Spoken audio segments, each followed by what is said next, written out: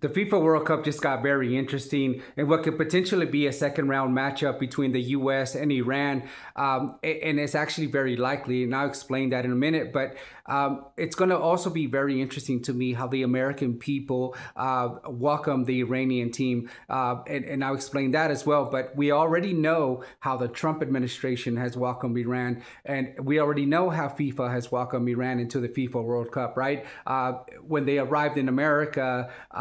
The team captain of Iran was interrogated for almost 8 hours straight, right? And we know that the Trump administration said that the Iranian teams can't spend the night in America. So whether they have practice or they have a game, they have to travel back to Mexico and spend the night or whatever. But they're not welcome to stay here. And FIFA has just looked the other way as if nothing is happening, right?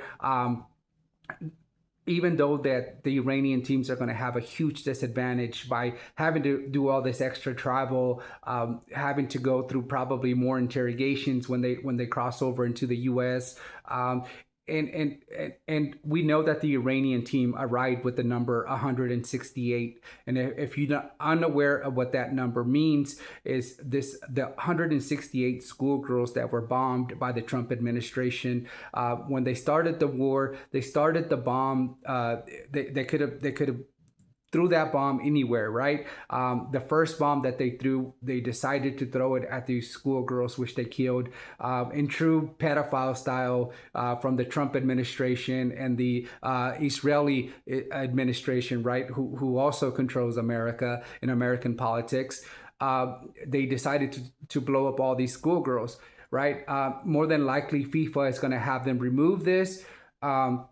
But in order for this matchup to happen, the only thing that needs to happen is Iran has to finish at least in second place in their group. So does America, which both of these are very likely, and that could be a likely matchup in Texas of all places, right?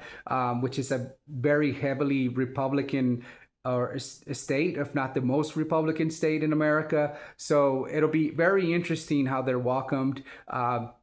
We know how Mexico welcomed them. There was a lot of people lined up with Iranian flags, but what can you expect from the Mexican people, right? They're very progressive. Their last two presidents have been progressive.